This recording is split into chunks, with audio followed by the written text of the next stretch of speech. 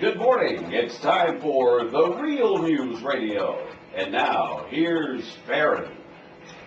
Hello and welcome to the Real News. If you're new to the program, this is a call-in show where you can talk about current events and politics and whatever's on your mind. Our phone number is 704-873-1400. You can email us also during the program at onair@therealnewsradio.com, and our website is therealnewsradio.com.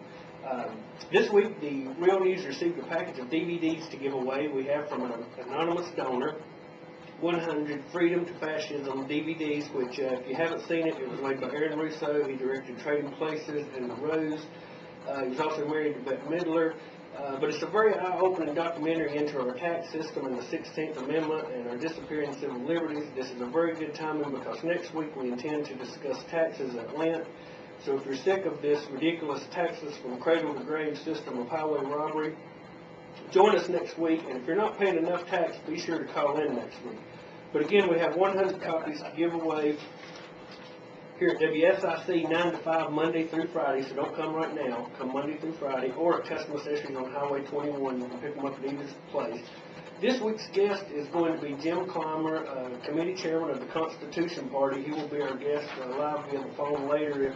If you're not aware of the Constitution Party, and I didn't know a lot about them, I'll be honest, they're going to be running a candidate for president. They've got a really good platform. A lot of people haven't heard of them. They're having a hard time getting on the ballot in North Carolina, which shouldn't surprise you if you know how things work in North Carolina. But they're really doing a good work. I think you'll be very interested in finding out what he's got to say, and he'll be joining us in about 15 to 20 minutes. The employers cut payrolls for one-third month in a row in Washington, slashing 80,000 jobs for the biggest monthly job decline in 5 years as the economy headed into a downturn. Government data on Friday showed. The Labor Department revised the first 2 months of the year's job losses to a total of 152,000 from a previous estimate of 85,000. The March unemployment rate jumped to 5.1% from 4.8%, the highest since a matching rate in September of 2005. The March job report was more bleak than expected. Economists polled ahead of the report forecast a decline of 60,000 in non-farm payrolls and a rise in the unemployment rate to 5%. During the first quarter of this year, job losses averaged 77,000 a month, compared to an average monthly gain of 76,000 in the last half of 2007, according to Keith Howell, Bureau of Labor Statistics Commissioner. Job losses were widespread during the month, with the biggest losses in the construction and manufacturing sector. This hit home this week. On a local note, Freightliner in Cleveland announced this week layoffs of 1,500 workers. People, I take this very serious. Where are these people supposed to get a good, decent job at? We all talk about it. Manufacturing has moved to China and Mexico. It's truly sad how our prosperity and our children's future has been squandered by reckless and careless mismanagement in our government. If you'd like to call in and comment on this, because this is a local issue, 704-873-1400, and let me know how you feel about our jobs disappearing. We're going to go to Brian at this time with his blog. Thanks. Lucky Larry Silverstein is at it again. Not content with his $4.6 billion insurance payout after leasing the World Trade Center complex from the Port Authority and its subsequent destruction, Larry is now asking for $12.3 billion in damages from the airlines and airports for security failures on 9/11. Lucky Larry, of course, earned his nickname after leasing the World Trade Center complex just 3 months before it was completely destroyed on September 11, 2001. Mr. Silverstein was the first individual in history to lease the complex, and despite the fact the Port Authority still owned the complex, Lucky Larry was the primary insurance beneficiary. Larry was also fortunate enough to have the foresight to insure the complex specifically against terrorist strikes and had a clause in his contract to walk away from it if, in fact, it was struck by terrorists without owing a dime.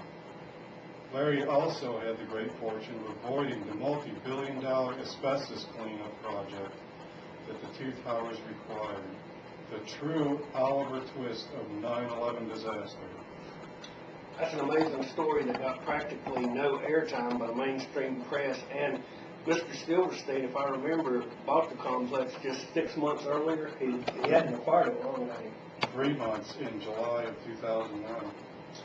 Okay, well, you're on The Real News. The phone number is 704-873-1400. You can email us on air at realnewsradio.com, and the website's realnewsradio.com. We're going to go to a break, and then we're going to come back with our guest, Mr. Clymer of the Constitution Party.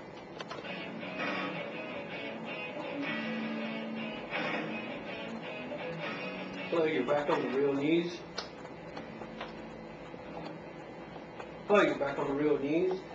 Mr. Clymer, are you with us today? Oh, yes, I am. How you doing today, sir? Hey, I'm doing great. How are things in North Carolina? They're doing good. We've been a little rainy here for about a week. But I wanted to thank you for coming on the program, and I'd like to give you this opportunity to start out with just bringing us up to speed with what's going on with the Constitution Party and inform people a little bit about where you're at and what's happening.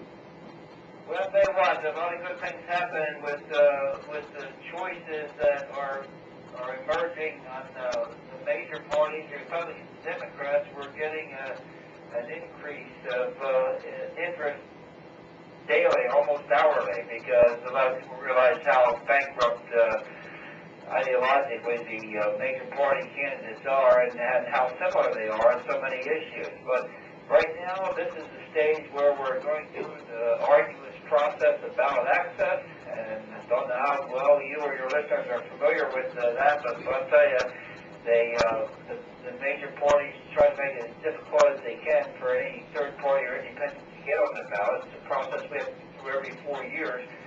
We are, but we're right in the middle of that process right now. We're making great progress. We're ahead of where we were 4 years ago, and we're hoping to get on almost all 50 states. We hope to be on the ballot in upwards from 45 states, and depending on who our nominee ends up being, and the increased interest that may come from that, we still have a chance of getting on all 50 state ballots. Our national convention is coming up later this month, April 23 to 26.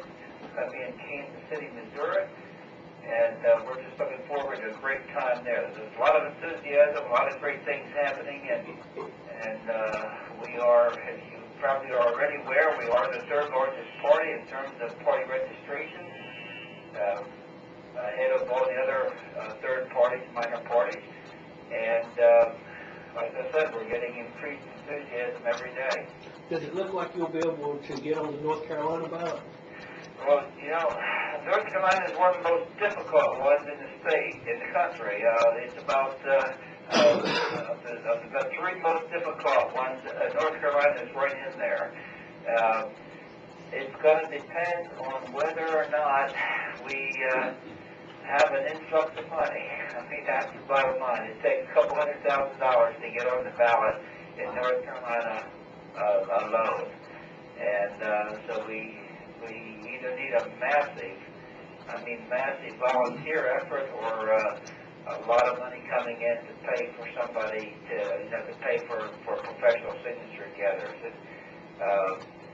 So we would love to be on. We've never been on in North Carolina, although we do have a lot of good people there and a lot of interest. But I would, one of your listeners in North Carolina would give us a call if they want to help out. We would sure appreciate the help. Well, in case anyone out there doesn't know, the platform for the Constitution Party is they're pro-life, they're pro-states' rights, they're pro-Second Amendment, they're